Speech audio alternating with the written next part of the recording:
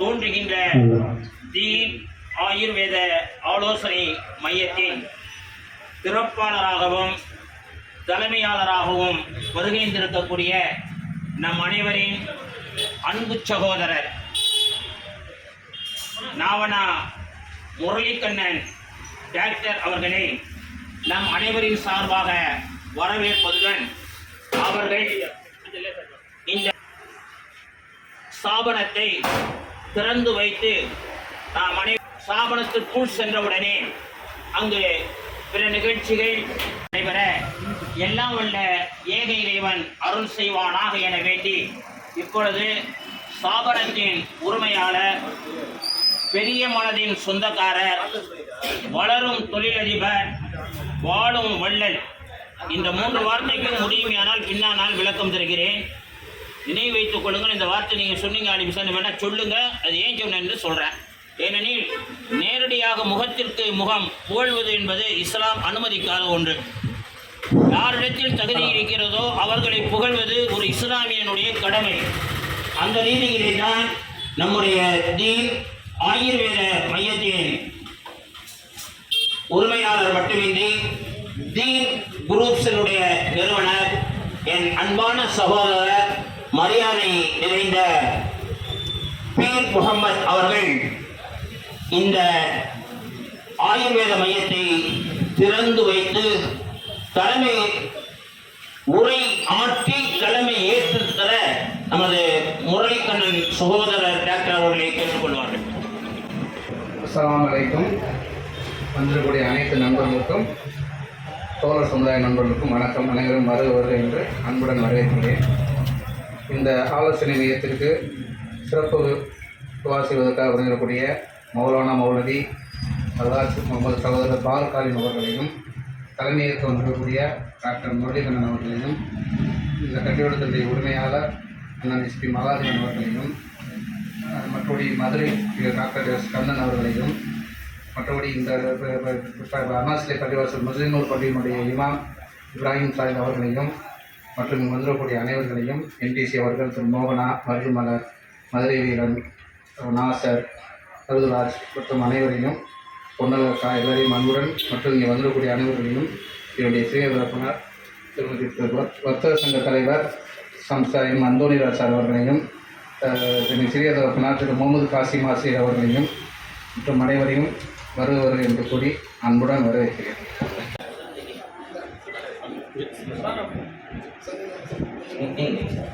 அப்படி வச்சுட்டு பாருங்க. அப்புறம் கொஞ்சம் பாருங்க எல்லாரும். நாரே தக்பீர், நாரே தக்பீர், நாரே தக்பீர். பிஸ்மில்லாஹிர் ரஹ்மானிர் ரஹீம். ஏக இறைவனின் திருப்பெயரால்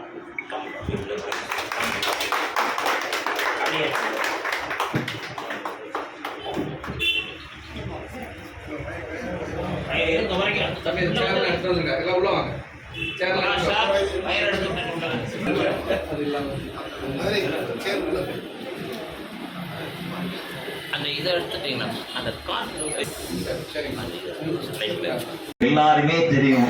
அந்தோனிராஜ் சார் வந்து இப்பதான் எங்க வர்த்தக சங்கத்துக்கு, திருப்பத்தூர் வர்த்தக சங்கத்துக்கு தலைவராக வந்து முதல் மகிழ்வான வர்த்தக சங்கத்துடைய தலைவராக இருந்த அன்பான சகோதரர், குறிப்பாக என்னுடைய மனம் நிறைந்த எஸ்ஆர்சி லட்சுமணன் சார் வழக்குரைஞர் அவர்கள்.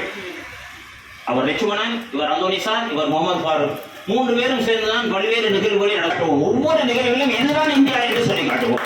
ஏனென்றால் அப்படிப்பட்ட பெருமைக்குரிய மக்கள் நாங்கள். இந்த மண்ணுடைய மைந்தர்கள் எல்லோருக்கும் அந்த பெருமை உண்டு. பிள்ளையார் கோயிலுடைய சுவரும் பள்ளி பெரிய பள்ளிவாசலுடைய சுவரும் ஒரே சுவர். அந்த பெருமை எந்த ஊருக்கு உண்டு என்றால் எங்களுக்கு தான் உண்டு. நான் வந்து வேலூரிலே படித்தவன், அதே போன்று சிதம்பரத்திலே படித்தவன். அப்பொழுதெல்லாம் 1970 கட்டம், 69 70 கட்டங்கள். சிஎம்சி வேலூர் சிஎம்சி தெரியும், இந்த திருப்பத்தூர் எஸ்எம்எஸ் தெரியும். அப்படிப்பட்ட காலம். அதற்கு பின்னால் இப்ப நாங்க எந்த நிலைமையில இருக்குன்னு சொன்னாங்க. திருப்பத்தூர்னு சொன்னா ஒரு சில அடையாளம் இந்த ஊருக்கு தான் கட்டி திருப்பத்தூர் மாவட்டமாய் போச்சு. அந்த திருப்பத்தூர் மாவட்டம், ஆனா அது கிடைக்காது. எந்த பல்வேறு விதத்துல கேட்டு பாருங்க. எல்லா விதங்களையும் ஊரை நம் ஊரை இறைவன் உயர்த்தி கொண்டே இருக்கிறான்.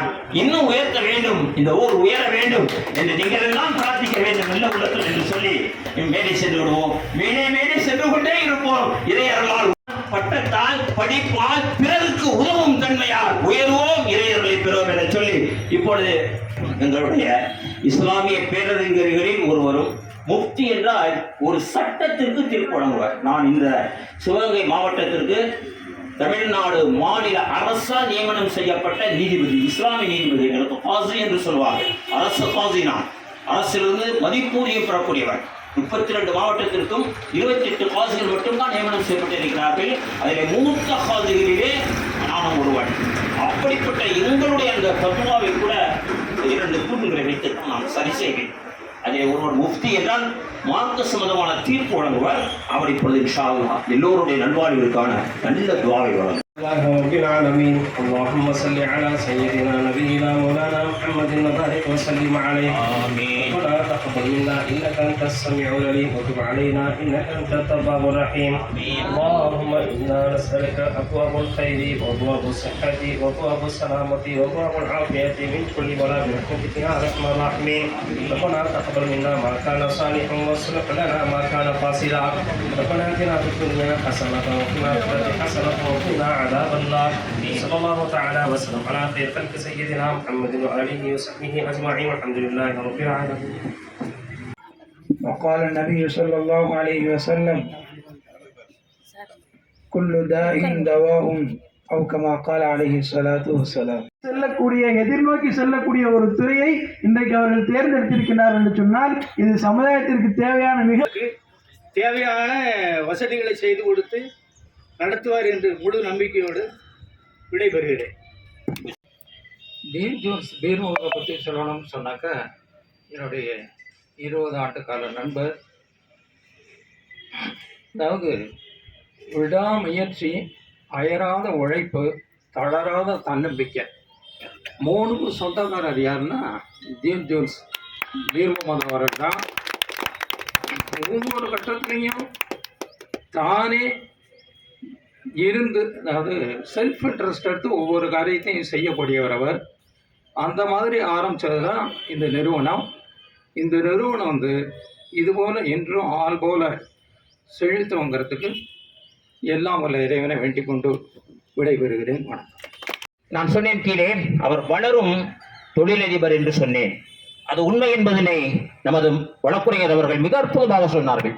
தன்னுடைய முயற்சியால் எத்தனை பெரிய எதிர்ப்புகள் இந்த உலகிலே வளரும் காலத்தில் வரும் என்பது வளர்ந்த உங்களுக்கெல்லாம் தெரியும். நீங்கள் எல்லாம் இங்கு அமர்ந்திருக்கிறீர்கள் என்றால் சாதாரணமாக அமரவில்லை. வளர்ந்தவர்கள் இங்கு அமர்ந்திருக்கிறீர்கள் என்றால் சாதாரணமாக அமர முடியாது. எவ்வளவு பெரிய பிரச்சனைகள்! அத்துணை கலைகளையும் எடுத்துத்தான் நெல்லு பயிர் வளரணும். அத்துணை கிளைகளையும் துண்டிச்சு தான் வளர்க்க முடியும். அப்படி வளர்ந்தவர் இன்னும் வளர்வதற்காக இது போன்ற நல்லவர்களுடைய பிரார்த்தனையும் ஆசையும் ஒத்துழைப்பு அவர் கட்டிடத்தை கொடுத்திருக்கார். அப்படி என்றால் அவருடைய உயர்வு நிச்சயமாக இருக்கும். அதைத்தான் நான் சொன்னேன், அவர் வளரும் தொழிலதிபர் என்பதாக. அது மேலும் வளர நீங்கள் எல்லோரும் இறைவனிடத்திலே பிரார்த்தனை செய்யுங்கள். நீங்கள் எல்லாம் அவருக்கு வழிகாட்டியாக இருங்கள், உறுதுணையாக இருங்கள். அதே போல் நான் பெருமைக்காக எதையும் சொல்லக்கூடாது இஸ்லாமியன், அந்த ரீதியிலே சொல்கிறேன். அவர் ஒரு வாழும் வள்ளல். வழங்கும் தன்மை என்பது ஒரு சிலருக்கு மட்டும்தான் கிடைக்கும். ஒரு சிலருக்கு மட்டும்தான் கிடைக்கும்.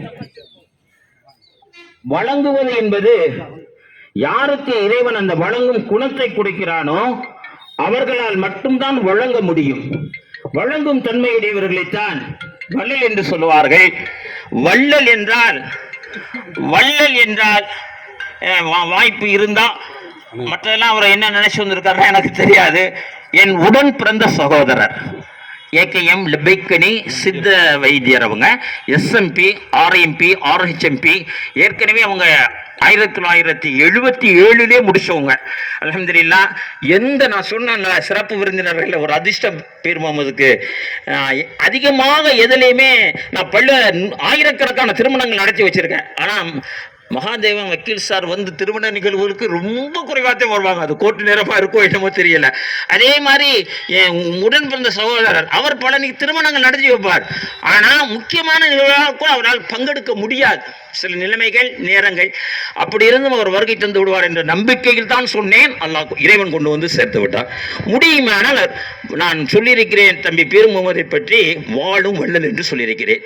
வளரும் தொழிலதிபர் என்று சொன்னேன். அவர் வளர்ந்து கொண்டிருக்கிறார். வள்ளல் வாழும் வள்ளல். வள்ளலுக்கு அர்த்தம் என்றால் அவர் எல்லாம் ரொம்ப ரொம்ப பேசுவார். இன்ஷா அல்லாஹ் முடிந்தால் விளக்கம் தருவார். பெரிய பெரிய மனசுக்காரர். 3 விஷயங்கள் கீழே சொன்னேன். அவருடைய மனசு விசாலமானது. எந்த விஷயத்திற்கு யாரு போய் எந்த விதத்திலே எந்த உதவி கேட்டாலும் சரிதான், இல்லை என்று சொல்லாமல் அதை செய்யக்கூடிய ஒரு பெரிய மனசுக்காரர். நாங்கெல்லாம் கூட பெரிய மனசுக்காரர். அதில் கொஞ்சம் நாங்கள் கூட கொஞ்சம் முரண்பாடாக தான் இருப்போம், உடன்பாடு கம்மியாக தான் இருப்போம். கடன் கொடுக்க கூடாதுன்னு, கடன் கொடுக்கறது ஒரு தர்மம்னு இஸ்லாம் சொல்லும். அதே நேரத்தில் கடன் வாங்குறத ரொம்ப கண்டிக்கும். கடன் வாங்க போயில ரொம்ப மெதுவாக போகணுமா, கடன் கொடுக்க போகும்போது திருப்பி செலுத்துவோம் வள்ளூர் மாதிரி வேகமாக போகணுமா, அதெல்லாம் இஸ்லாம் சொல்லக்கூடியது. ஆனால் இவரை பார்த்தா திருமணமாகக்கூடிய இங்கே ஆள் உட்காந்துருக்கு, இங்கே ஆள் உட்காந்துருக்காங்க. இந்த மாதம் திருமணமான தன்னுடைய மகளுக்கு திருமணத்திற்கு நகையை ஏறத்தாழ பல லட்சக்கணக்கான ரூபாய்க்கு கடனாக கொடுத்துருவார். அப்படிப்பட்ட ஒரு வள்ளல். அல்லாஹ் அவருடைய வரத்து நல்ல பரக்கத்தை தரட்டும். அவருடைய பெரிய மனசுக்கார். அதனால தான் போகிறோம். நாங்கள் இதுவரைக்கும் எந்த திறப்பு விழாவிலையும் ஒரு 10 ஆலிம்கள், மூத்த ஆலிம்கள் உள்பட கலந்து கொண்டுங்கிறது ஒரு திருப்பத்தூர் வரலாற்றிலே இல்லாதது. அப்படி வரலாற்று புருஷன், வரலாற்று நாயகன், அவரை வாழ்த்த ஏகேஎம் லெபைக்கனி அவர்களை நம் அனைவரின் சார்பாக அழைக்கிறேன். ஆயுர்வேத வைத்தியசாலை துவக்க விழா என்று அழைக்கப்பட்டிருந்தால் 4 5 இருக்கும். வைத்தியசாலை என்று அழைப்பு ஏற்படுத்தப்பட்டு அதை கண்டிருப்பார்களேயானால் 4 5 இருக்கும். ஆனால் இதனுடைய அழைப்பிலே போடப்பட்டிருக்கின்ற விஷயம் ஆயுர்வேதா ஆலோசனை மையம். தற்காலத்திலே மிகவும் தேவையான அத்தியாவசியமான ஒன்று வைத்திய ஆலோசனை. மனிதனுடைய சுய கர்மத்தை வெளிப்படுத்துகின்ற ஒரு விஷயம்தான் ஆலோசனை. வியாதிகளுக்கு ஆலோசனை சொல்வதை விட மருந்து கொடுப்பது சற்று குறைவான நிவாரணம் தான். ஆலோசனை தான் ஒரு நோயாளியினுடைய வெற்றியை முழுமையாக்கும். அப்படி ஆலோசனை கூறுவதற்காக இந்த மையம் துவக்கப்பட்டு அதிலே ஒரு நிவாரணமும் இருக்கிறது. அது வேறு விஷயம். ஆலோசனை தற்காலத்தில் மிகவும் அத்தியாவசியமாக இருக்கின்ற விஷயம் 2 3 விஷயங்கள் தான். மனிதனை பயமுறுத்தி கொண்டிருக்கின்ற அல்லது பயமுறுத்தி வைக்கப்பட்டிருக்கின்ற 2 விதமாகவும் சொல்லலாம். மனிதனை பயமுறுத்தி கொண்டிருக்கின்ற அல்லது மனிதன் பய உணர்வுடனே வாழ வேண்டும் என்று விரும்பக்கூடியவர்கள் செய்த 2 விஷயங்கள் 3 விஷயங்கள் இருக்கிறது. அதில் ஒன்று மிக கொடுமையான கணையம் நோய். எல்லோரும் அறிந்திருக்கின்ற விஷயம்தான். கணைய நோயுடைய பீஜத்துடைய தாக்கத்தால் மனித சமுதாயம் படுகின்ற துன்பம் கொஞ்சம் நஞ்சம் அல்ல. அக்காலத்தில் எங்காவது எப்போதாவது ஒரு இடத்திலே கேள்விப்பட்டிருக்கின்ற கணைய நோய் என்று சொல்லக்கூடிய சர்க்கரை நோய் இப்போது எவ்விதமான பாகுபாடு இன்றி வயது இதையெல்லாம் தாண்டி சிறியவர் பெரியவர் அந்த காலத்திலே சொல்வார்கள், சம்பா கோதுமை மளிகை கடையிலே வாங்கி கொண்டு செல்லக்கூடியவர்கள் பெரும் டிஐபிகளாக இருப்பார்கள், முக்கியஸ்தர்களாக இருப்பார்கள். அவர் முக்கியஸ்தராக இருக்கின்ற காரணத்தால் சம்பா கோதுமையை வாங்கி கொண்டு செல்லுகின்ற பொழுது கடைக்காரர்கள் நினைப்பார்கள், இவருக்கு சர்க்கரை நோய் வந்திருக்கிறது போல இருக்கிறது நினைப்பார்கள். இப்போது அப்படி அல்ல. சிறியவர்களுக்கு வருகிறது, பெண்களுக்கு வருகிறது, ஆண்களுக்கு வருகிறது, அனைவருக்கும் அனைத்து தரப்பினருக்கும் வருகிறது. இன்னும் ஒரு கொடுமையான விஷயம் என்னவென்று சொன்னால், பிறக்கின்ற குழந்தைக்கு கூட வருகிறது. என்ன வேதனை பாருங்கள். ஒரே ஒரு உதாரணத்தை நாம் பார்க்கின்றோம். இந்த சர்க்கரை நோய்க்கு நிவாரணம் தர முடியுமா முடியாதா? முடியும். மனது வைக்கப்படுமையானால் முடியும். வைக்க மாட்டார்கள். வைத்தால் நாட்டிலே இருக்கக்கூடிய 40 மிகப்பெரிய மருத்துவ கம்பெனிகள் மூடப்படும். ஆயிரக்கணக்கான மருத்துவமனைகளுக்கு வேலையில்லா போய்விடும். எத்தனையோ மெடிக்கல் ஷாப்களுக்கு வேலையில்லாது போய்விடும். காரணம், காபிரெட் கம்பெனிக்காரர்கள் நம்மளை பயமுறுத்தலே வைத்துக் கொள்ள வேண்டும் என்று நினைக்கிறார்கள். இந்த சர்க்கரை நோயை அவர்கள் கட்டுப்படுத்த முடியுமா என்றால் முடியும். ஏன் நடக்கவில்லை? நடக்க முயற்சிக்கவில்லை. மிகப்பெரிய ஆதாயத்தை தந்து கொண்டிருக்கின்ற இந்த நோயினுடைய தாக்கம், நோய் தருகின்ற உபவியாதிகள் தான் மிகப்பெரிய தொந்தரவு. முழங்கால வழிகளை பாருங்கள். ஏறி நடக்க முடியவில்லை, இறங்க முடியவில்லை, உட்கார முடியவில்லை, அவருடைய அவதி.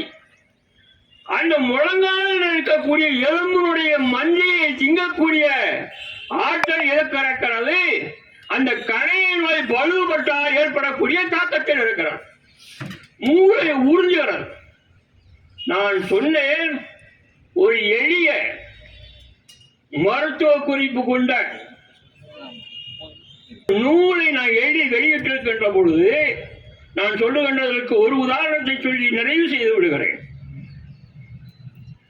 தினமணியினுடைய ஆசிரியர் வைத்தியநாதன் அவர்கள் மிகப்பெரிய படிப்பாளி, கல்வியாளர். இப்போது தற்சமயம் தினமணியினுடைய ஆசிரியராக இருக்கிறார்கள்.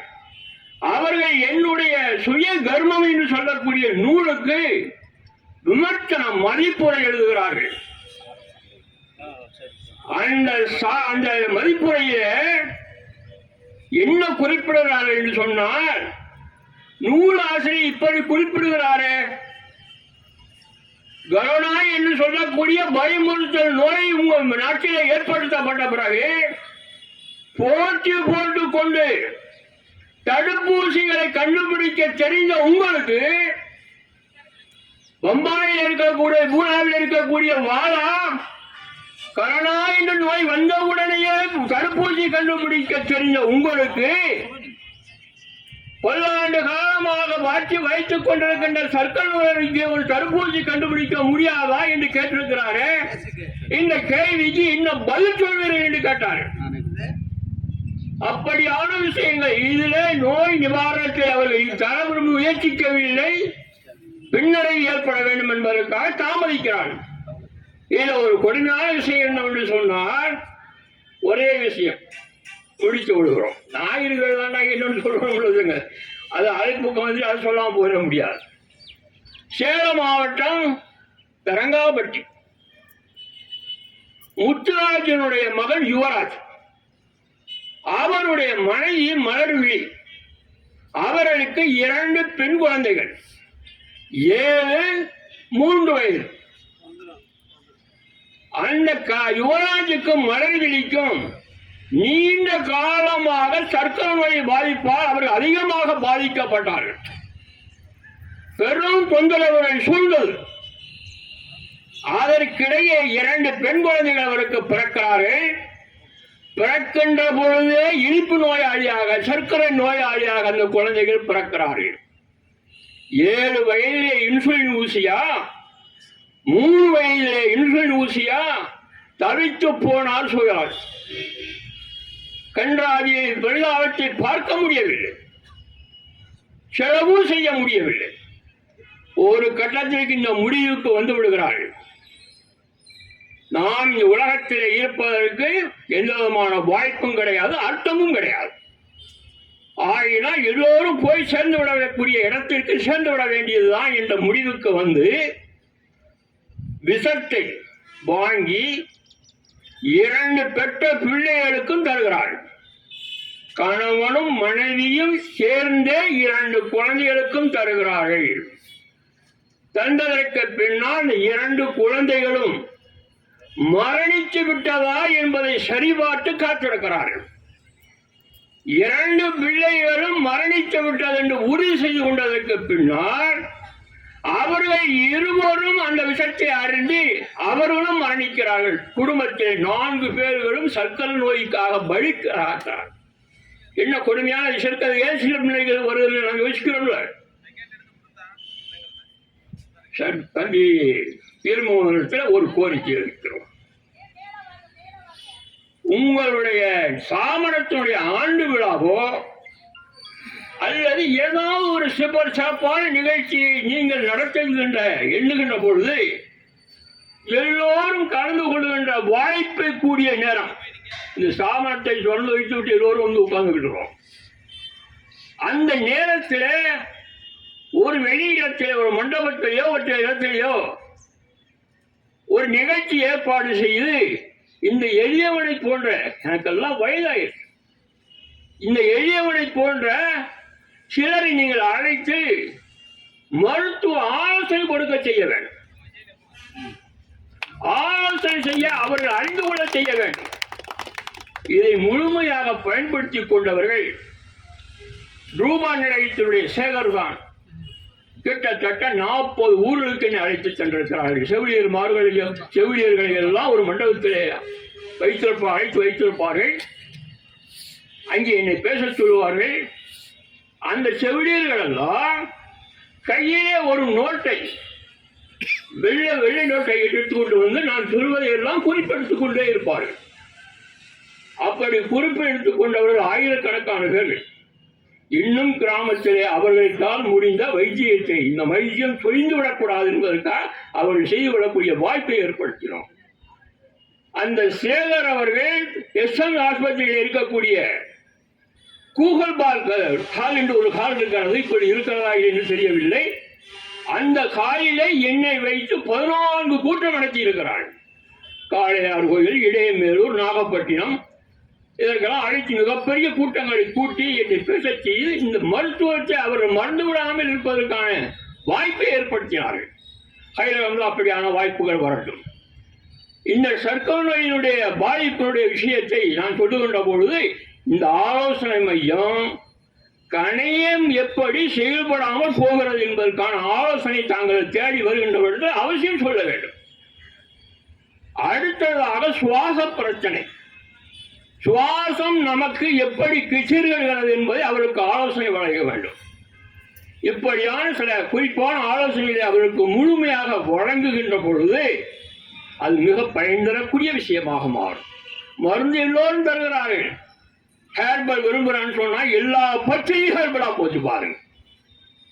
பச்சையா இருக்கிறதெல்லாம் ஹேர்பல் வியாபாரமாக ஆகிவிட்டது. இதனுடைய தாக்கம் 1950 வருடம் ஜவஹர்லால் நேரு பிரதமராக இருக்கின்ற பொழுது நாட்டினுடைய ஜனத்தொகை 40 கோடி.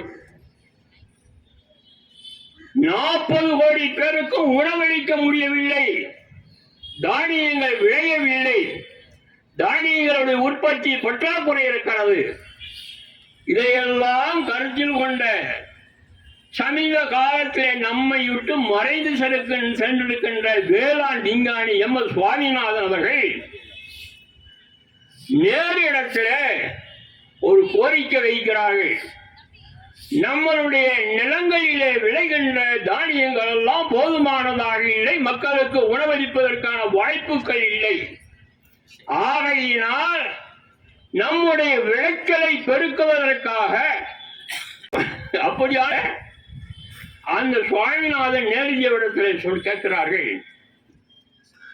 உணவு கொடுக்க முடியவில்லை, என்ன செய்யலாம்? தானிய விளையல, அதுக்கு என்ன செய்யலாம் நீங்க நினைக்கிறீங்க? நம்ம நாட்டு உரமெல்லாம் பத்தால் வெளிநாட்டிலிருந்து உரங்களை, வீரியமிக்க உரங்களை இறக்குமதி செய்ய வேண்டும். அந்த உரங்களை வயலுக்கு போட செய்ய வேண்டும். வீரியமிக்க விதைகளை இறக்குமதி செய்ய வேண்டும். அந்த விதைகளை, தானியங்களை விளைநிலங்களில் போட்டு குறுகிய கால விளைச்சல் ஆக்க வேண்டும். இப்படியெல்லாம் சொல்லி அவர்களை சம்மதிக்கப்பட்டு வீரியமிக்க ரசாயன உரங்களை இறக்குமதி செய்தார். இறக்குமதி செய்து தானியங்கள் உற்பத்தியானது, தன்னறிவு பெற்றோம். ஆனால் அந்த எம்.எஸ். சுவாமிநாதனே சொன்னார்கள், இன்னும் கொஞ்சம் நம் நாட்டிலே முயற்சி செய்திருக்காமல் அந்த வீரியமிக்க உரங்களை இறக்குமதியாக்கி மனிதனுடைய உறுப்புக்களையோ பழுதாக்கி விட்டோம்.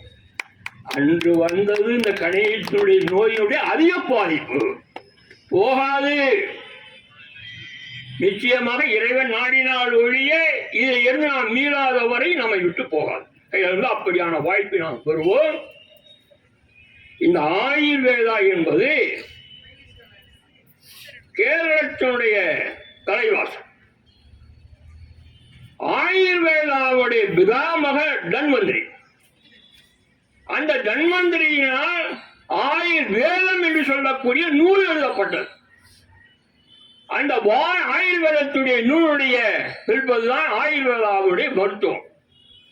இப்படி பல மருத்துவர்கள் நம் பகுதியிலே பார்க்கின்ற பொழுது, தமிழகத்திலே பார்க்கின்ற பொழுது போகர், அகசியர், நமக்கு மிக அருகாமையில் இருந்த அளவில் இருக்கக்கூடிய ராமுத்தேவர் என்று பெயரிலே வாழ்ந்து தன்னுடைய பெயரை யாக்கூபு என்று சொல்லக்கூடிய பெயரை மாற்றி அதற்கு பின்னால் அவர்கள் எளிய வைத்திய கிரகணம் இருக்கிறதே மிக சிறப்பான கிரகணங்கள்.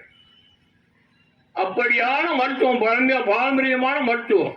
இதற்கெல்லாம் மூலம் மரத்தை வைத்துக் கொள்வோம். மரத்தினுடைய வேர், மரத்தினுடைய பட்டை, மரத்தினுடைய இலை, மரத்தினுடைய விதை, மரத்தினுடைய கனி, மரத்தினுடைய காய், அந்த சரு அனைத்தும் மருத்துவம் கொண்டது. முகலாயர் காலத்திலே பாரசீகத்திலே இருந்து வந்தது யுனானி மருத்துவம். அவர்கள் வேரைத்தான் அதிகமாக பயன்படுத்துவார்கள். ஆயுர்வேதம் கனிகளையும் இலைகளை, சம்பூரங்களையும் ஈச்சிகளையும் அதிகமாக தன்னுடைய மருத்துவத்திலே பயன்படுத்துவார்கள். மிக அதிகமாக அரிஷ்டம் என்று சொல்லக்கூடிய தண்ணி மருந்து இருப்பதற்கான காரணம் அதுதான். சித்த மருத்துவத்தில் இருக்கக்கூடிய சித்தர்கள் எல்லாம் பட்டை மற்றவிதமான விஷயங்களை எடுத்து அந்த சித்த மருத்துவத்தை சொல்லுவார்கள். இப்படியான விஷயங்களிலே ஆயுர்வேதம் ஒரு முழுமையான முக்கியமான ஆயுர்வேதம் ஆயுஷ் என்று சொல்லக்கூடிய இடத்திற்கு வந்திருக்கிறது என்று சொன்னால், அந்த இடத்தை சித்த மருத்துவம் அடையவில்லை என்று சொன்னால் இதற்கு முழுமையான காரணம் கேரள மக்கள். எந்த உலகத்திலே நாடு இருக்கிறதோ அங்கு பிழைப்பு தேடி செல்வார்கள் கேரள மக்கள். அங்கு சென்ற பொழுதே தன்னுடைய தொழிலை பார்ப்பார்கள், மற்ற கலாச்சாரங்களையும் பார்ப்பார்கள். அவர்கள் தான் உலகம் பூரா இந்த மருத்துவத்தை கொண்டு சென்றார்கள். அவர்கள் கொண்டு சென்ற பிரதிபலிப்பு என்று அனைத்து இடங்களிலுமே அது பிரகாசமாக்கி கொண்டிருக்கிறது. அப்படியான வாய்ப்பை பீர்மோகன் அவர்கள் இந்த ஊருக்கு தந்திருக்கிறார்கள். அவர்கள் மரங்களை போன்றவர்கள் தான். அவர்களை பற்றி சொல்லியிருப்பார்கள். காடுகளில் தண்ணீர் இல்லாமல், பராமரிப்பு இல்லாமல், யாருடைய கவனிப்பும் இல்லாமல் வளர்ந்த மூலிகைகள் இருக்கிறத அதிக பயன்தரக்கூடிய மூலிகைகளாக, விலை மதிப்பற்ற உயிர்களை காப்பாற்றக்கூடிய மூலிகைகளாக வளர்ந்தது. யாரும் பார்க்கல, யாரும் அதை வளர்ச்சி அடை செய்யவும் இல்லை, வளர சொல்லவும் இல்லை. அப்படி உள்ளவர் தான் தந்தை பீர் முகமது அவர்கள். அவருடைய தாயினுடைய பின்புலமும் சரி, அவருடைய தந்தையாருடைய பின்புலமும் சரி, மிகப்பெரிய வியாபாரிகளாகவோ மிகப்பெரிய பொருளாதாரத்தினுடைய மேம்பாடு மிக்கவர்களாக இல்லவில்லை. அவர்களுடைய வளர்ச்சியெல்லாம் அவர்களுடைய கல்வி, அவர்களுடைய தன்னம்பிக்கை, அவர்கள் போராடி ஜெயிக்க வேண்டும் என்று போர்க்களம் கொண்டவர்கள். இதுதான் அவர்களை வெற்றியடை செய்து. தந்தையுடைய சொத்து இருந்தது, தாயினுடைய சொத்து இருந்தது, அதனால் அவர் முன்னேறி வந்துவிட்டார் என்று சொல்லுக்கெல்லாம் இங்கு இடமில்லை. தானே உருவாகி, தானே உழைத்து, தானே தன்னம்பிக்கையை பெற்று, தான் எந்த சாமர்த்திலே இருந்தாரோ அந்த சாமர்த்தியுடைய நம்பிக்கையை பெற்று ஒவ்வொரு சாதனங்களை குறிப்பு அறிந்து உருவாக்கி அதை வெற்றி பெற வேண்டும் என்று நினைத்து தந்தை பீர் முகமது அவர்கள் இந்த சாமர்த்தியை துவக்கி இருக்கிறார்கள். வல்ல இறைவன் எல்லா நிலையிலும் அவருடைய முயற்சிக்கு வெற்றி அளிப்பானாக. அனைத்தை பற்றி பேசுவார். இன்னும் ஒரே ஒரு சிறு குறிப்பை மட்டும் சொல்கிறேன், பெருமைக்காக அல்ல. அவர் ஒரு எம்ஏ பட்டதாரி. எதிரே தெரியுமா, நான் எம்ஏ ஆக வேண்டும் என்றால் அரபிக்கல் ஆவேன். அவர் எம்ஏ சைவத்திலே. சைவம் தானது,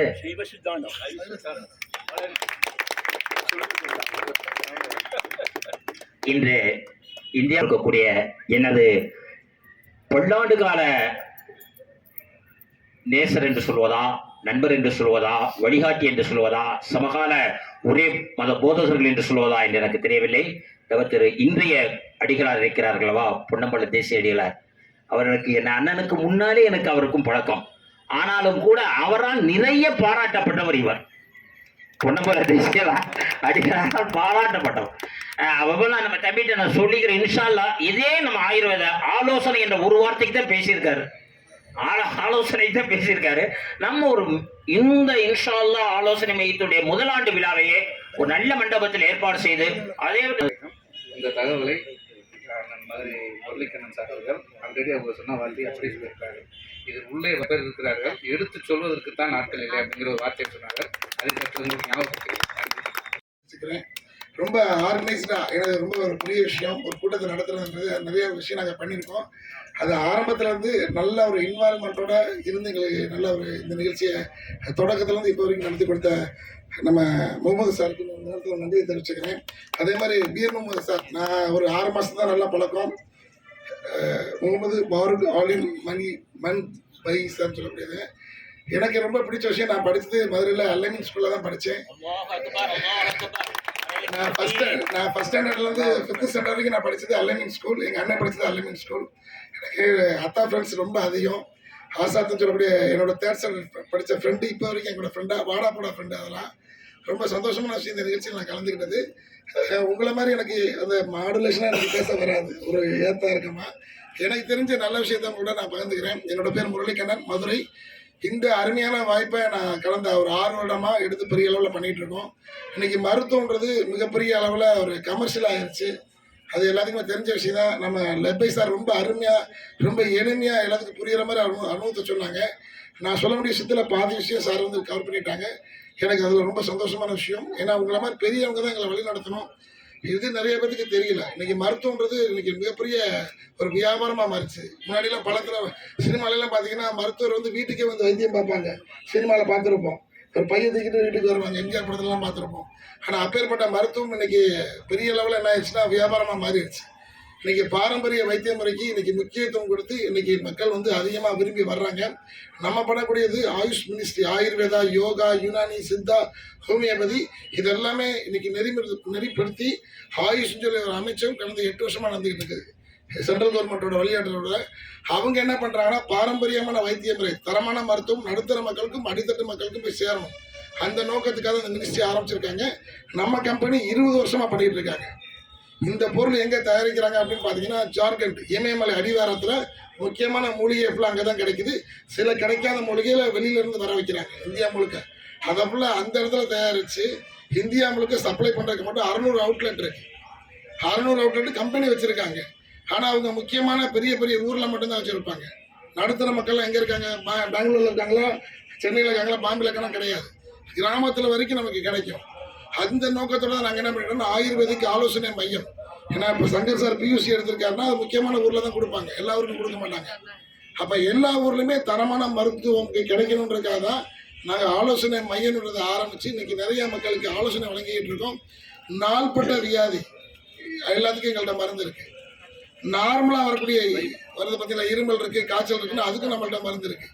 அப்போ நாம் சொல்லக்கூடிய விஷயம் என்னென்னா இதை எப்படி பயன்படுத்தணும், எப்படி சாப்பிடணும், இதனால் என்ன நன்மைகள், இதுக்காக தான் நாங்கள் ஆயுர்வேதிக் ஆலோசனை மையம் வைக்கிறோம். அதில் பீர் முகமது சார் வாங்கி பயன்படுத்தி அவர் நிறைய பேருக்கு ரெக்கமெண்ட் பண்ணி சௌகரியமானதுக்கு அப்புறம் தான் இந்த தொழில் ஆரம்பிச்சிருக்காங்க. இந்த விஷயத்தை வந்து நிறைய பேர் போய் சேரணுன்றதுக்காக இன்றைக்கி ஆலோசனை மையம் நல்ல ஒரு இடத்துல ஆரம்பிச்சிருக்காங்க.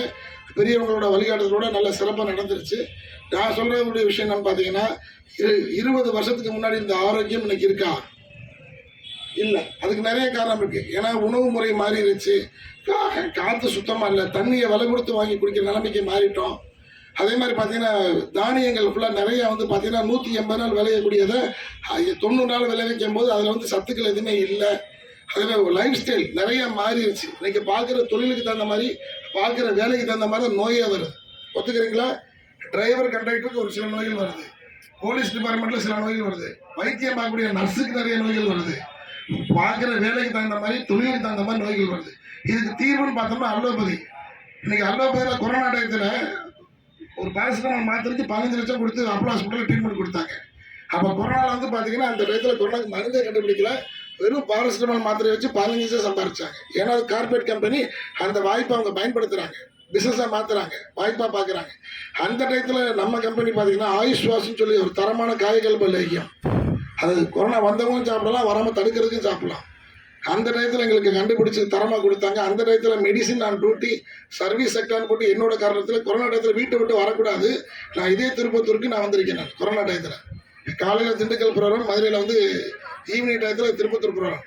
அந்த டயத்தில் மக்களுக்கு போய் இந்த மருந்து போய் சேரணும், மருத்துவம் போய் சேரணும்னு சொல்லி நாங்கள் உயிரை பணைய வச்சு தான் கொரோனா டயத்தில் வெளியில் வந்தோம். என்ன காரணம்னா மருத்துவம் போய் சேரணும். யாருக்கு? பெரிய பணக்காரங்கள் கிடையாது. ஏன்னா அவங்களுக்கு அப்போலோ இருக்குது, வடமலையான் இருக்குது, மீனாட்சி மிஷன் இருக்குது, அவங்களுக்கு வைத்தியம் பார்க்க. ஆனால் நடுத்தர மக்களுக்கு, அடித்தர மக்களுக்கு யார் இருக்காங்கன்னா நம்மள மாதிரி ஆட்கள் தான் இருக்காங்க.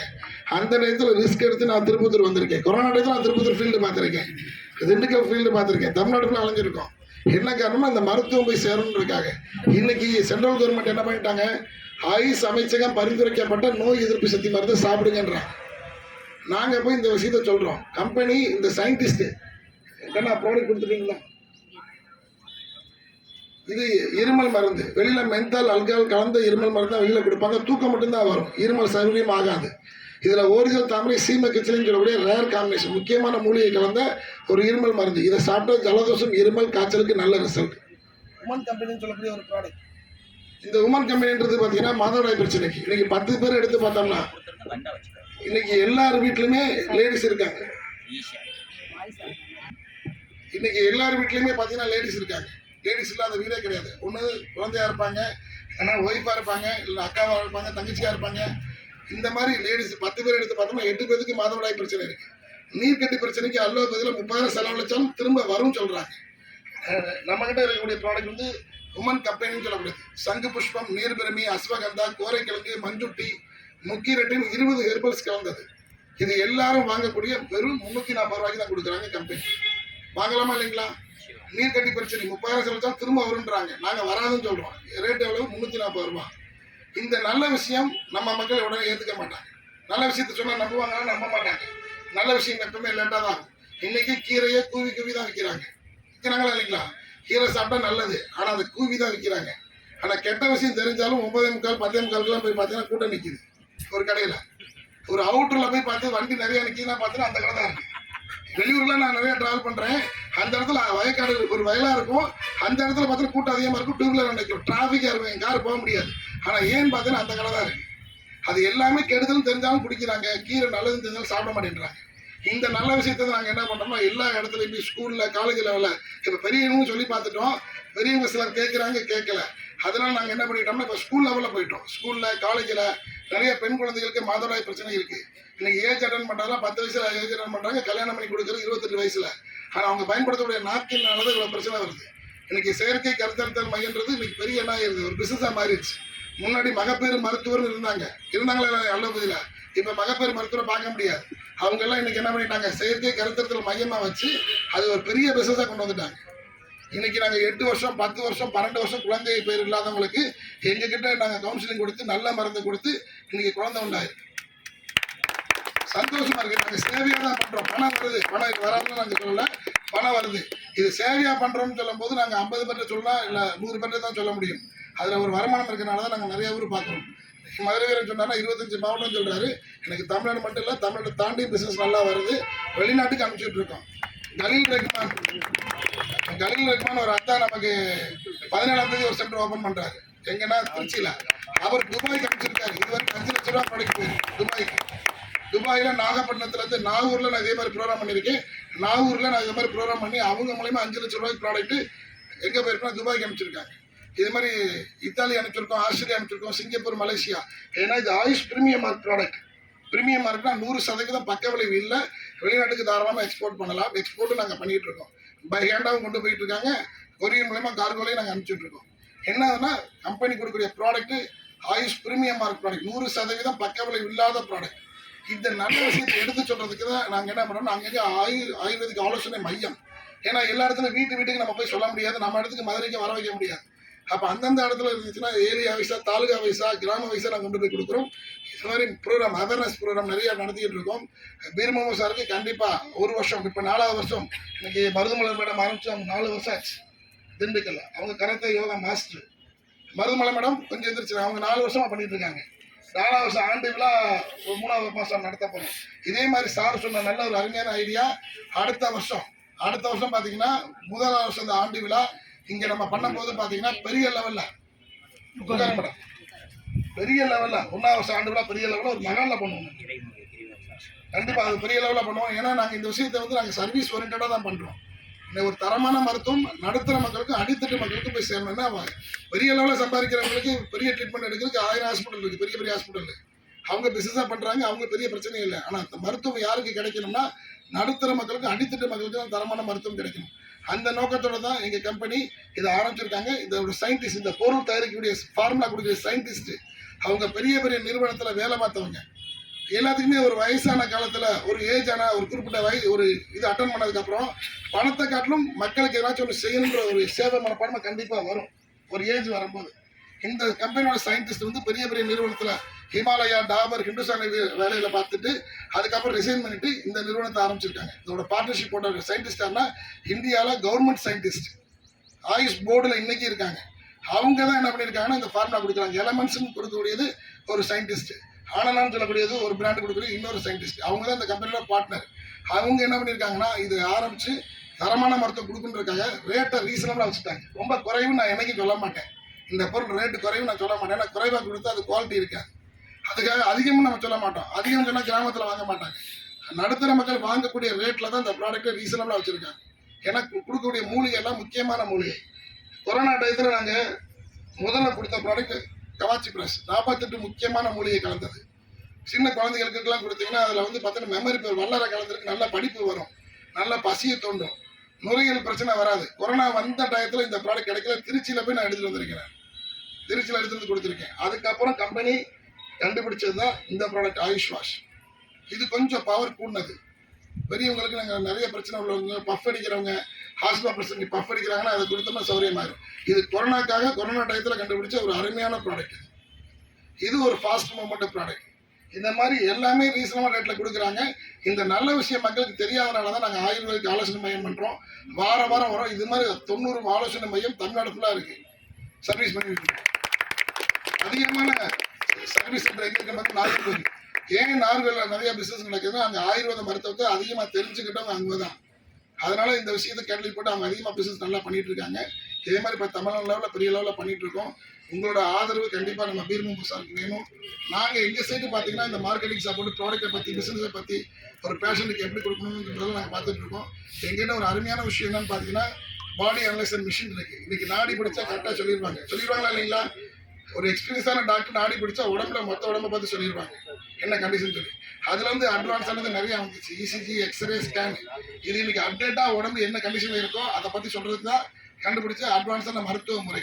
இப்போ அதில் வந்து அட்வான்ஸாக என்ன பண்ணியிருக்காங்கன்னா இசிஜி, எக்ஸ்ரே, ஸ்கேனு, நாடி இதெல்லாம் கம்பைன் பண்ணி லேட்டஸ்ட் டெக்னாலஜியில் ஒரே மிஷினாக கொண்டு வந்துட்டாங்க. சென்சாரை மட்டும் நம்ம கையில் பிடிச்சோம்னா உச்சந்தலையிலிருந்து உள்ளங்கால் வரைக்கும் ஒரு உடம்புல என்ன பிரச்சனையாக இருந்தாலும் ராஜ உறுப்பு இப்போ என்ன கண்டிஷனில் இருக்குது, ஒவ்வொரு மண்டலமும் என்ன கண்டிஷனில் இருக்குது, அதுக்கு தரமான மருத்துவம் நம்மகிட்ட இருக்குது. இந்த கவுன்சிலிங் வந்து ஒவ்வொரு வாரமும் நாங்கள் நடத்திட்டு இருக்கோம். இந்த நிகழ்ச்சி முடிச்சதும் சாப்பிட்டு சொல்லியிருக்கேன். இன்னைக்கு ஈவினிங் வரைக்கும் நான் இங்கே தான் இருப்பேன். விருப்பப்படுறவங்க பாடி அனலைசிஸ் மிஷின் வச்சு செக் பண்ணி பார்த்துக்கலாம். அதையும் நாங்கள் கடந்த 6 வருஷமாக வெறும் 600 ரூபாய்க்கு தான் பண்ணி தந்துருக்கோம். வெளியில் 64,000 ரூபாய்க்கு மதுரையில் இருக்குது. முழு பரிசோதனை, முழு உடல் பரிசோதனை மதுரைக்கு வாங்க. ஹார்டி ஸ்கேனில் இருக்குது 64,000 ரூபா. நோயை பற்றி என்னன்னு தெரிஞ்சுக்கிறதுக்கு. அதுக்கப்புறம் தான் டாக்டர் ஃபீஸ், அதுக்கப்புறம் தான் மருத்துவம்லாம் இருக்குது. ஆனால் நாங்கள் வெறும் 600 ரூபா தான் வாங்குவோம். எதுக்காகனா எங்களுக்கு மருந்து விற்கிறது நோக்கமே இல்லைங்க. மருந்து விற்கிறது நோக்கமே இல்லை, எங்களுக்கு குணப்படுத்துறது தான் நோக்கம். குணமான மருந்து விற்கணும் வைக்காதா? இன்னைக்கு வெளிநாட்டுக்குலாம் எங்களுக்கு எப்படி அனுப்புகிறோம்னா எங்களுக்கு யாருமே வெளிநாட்டு தெரிஞ்சவங்க இல்லை. இங்கே சௌரியமாகி அவங்களுக்கு பாதிக்கப்பட்டவங்க வெளிநாட்டில் இருக்காங்க. அவங்க சொல்கிறாங்க இவங்களுக்கு மருந்து கேட்குறாங்க சார், எப்படி சார் அனுப்பணும், அனுப்பிச்சி வைக்கிறோம். அது மூலயமா நிறைய ஆர்டர் கிடைக்கும். இப்போ நான் கிட்டத்தட்ட ஒரு 3 மாநிலத்துக்கு மேலே போயிடுச்சு பிஸ்னஸ். வெளிநாட்டுக்கு போயிட்டு இருக்கு. 25 மாவட்டம் மதுரைன்னு சொன்னாலும் அதை தாண்டி தான் பிஸ்னஸ் நடக்குது. நாங்கள் என்னைய மாதிரி பாடி அனலைசர் வச்சு செக் பண்ணக்கூடிய டாக்டர்ஸு ஒரு 20 பேர் பக்கத்தில் இருக்கோம் தமிழ்நாடு ஃபுல்லாக. அங்கங்கே போய் அவங்களுக்கு இருந்து சொல்லிக் கொடுத்து வாங்கி இப்போ சார் எடுத்திருக்காருன்னா அவங்களுக்கு தெரியும். பீர் முகமது சார் நான் 6 மாதம் தான் பழக்கம். சார் இந்த தொழிலை எடுத்து பண்ணுறேன்னா ஒரு விஷயம் இல்லாமல் எடுப்பாங்களா? கண்டிப்பாக எடுக்க மாட்டேன். அவர் யோசிச்சிருப்பார். இப்போ நான் இவ்வளோ பேசுகிறேன்னா நான் இதை எடுக்கும்போது நான் எவ்வளோ கேள்வி கேட்டிருப்பேன். இப்போ 6 வருஷமாக நான் பண்ணுறேன்னா இன்றைக்கி தமிழ்நாடு ஃபுல்லாக ட்ராவல் பண்ணுறோம். இன்றைக்கி நல்ல மக்கள் வந்து இன்றைக்கி தான் ஆயுர்வேதத்தை திரும்பி பார்க்குறாங்க. இன்றைக்கி அலோபதியில் போனால் செலவாகுது, பக்க விளைவு இருக்குன்ற ஒரு எண்ணம் கொரோனா வந்ததுக்கப்புறம் அதிகமாக தோணுது. கொரோனாக்கு முன்னாடி வர மாதிரி இருந்துச்சு. சமைச்சாங்கன்னா யாருக்குமே தெரியாது. நிறைய சொல்லி தான் எக்ஸ்பிளைன் பண்ணி தான் கொடுக்குற மாதிரி இருக்கும். இன்றைக்கி எல்லாத்துக்கும் எல்லா விஷயம் தெரியுது. இன்றைக்கி மிகப்பெரிய சொத்துன்றது நம்மளோட ஆரோக்கியம் தான். நோயற்ற வாழ்வு குறைவற்ற செல்வம். உணவே மருந்து, மருந்தே உணவு தான் நம்ம இருந்தோம் முன்னாடி. அது மெல்ல பார்த்தீங்கன்னா கார்பரேட் கம்பெனிக்காக நம்ம மறக்கடிச்சிட்டோம். இன்றைக்கி எல்லாமே திரும்புகிறோம். இன்றைக்கி அது ஏன் திரும்புறதுனால தான் இன்றைக்கி என்ன பண்ணுறோம், நல்லாவும் இருக்கும். அந்த பழைய லைஃப் ஸ்டைலை இன்றைக்கி மாற்றணுன்றதுக்காக தான் இந்த நிலைமைக்கு நாங்கள் ஆரம்பிச்சிருக்கோம். இவ்வளோ ஆதரவு பீர்முக சார் கண்டிப்பாக வரும். எங்கள் சைட்லேருந்து கண்டிப்பாக சாருக்கு முழு சப்போர்ட் எங்களால் முடிஞ்ச மேக்ஸிமம் சப்போர்ட்டாக எங்களால் கண்டிப்பாக பண்ண முடியும். இந்த நிகழ்ச்சி வந்தது, இந்த நிகழ்ச்சி ஏற்பாடு பண்ணி கொடுத்து இன்றைக்கி வரைக்கும் சார் வந்து பார்த்தீங்கன்னா இந்த அளவுக்கு அதை தொகுத்து வழங்கினது மிகப்பெரிய எங்களோட கிஃப்ட்டுன்னு சொல்லலாம்.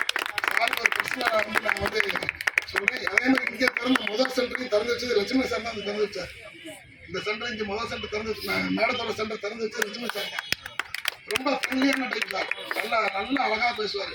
ஒரு வர்த்தக தலைவர், ஒரு அட்வொகேட்டு, பாத்திர கடை ஓனர் மாதிரிலாம் பேச மாட்டார். நம்ம அப்போ தான் பலவரம் பேசுகிறோம்னா, நான் போன இடத்துல நிறைய இடத்துல இந்த மருந்தை பார்த்துருக்கு, நீங்கள் ஆரம்பித்தது கரெக்டான இடத்துல ஆரம்பிச்சிருக்கீங்க, இன்னும் கடை திறக்கிறதுக்கு நான் வரேன் அப்படின்னு. நீங்கள் இன்னும் எத்தனை கடை திறந்தாலும் நான் வரேன். சிவகங்கை நீங்கள் எங்கே கூப்பிட்டாலும் நான் கடை திறக்க நான் வரேன்.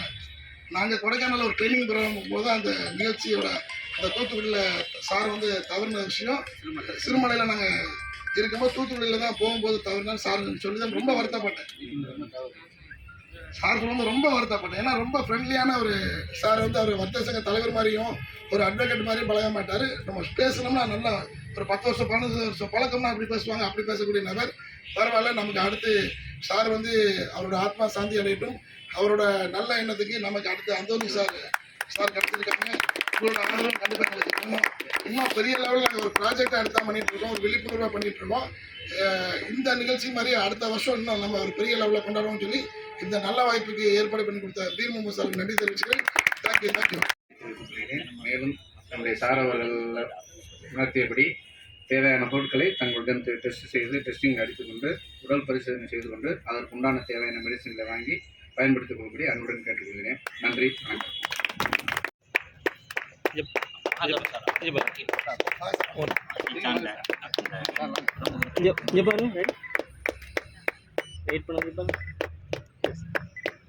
தெரிவிக்கிறோம்.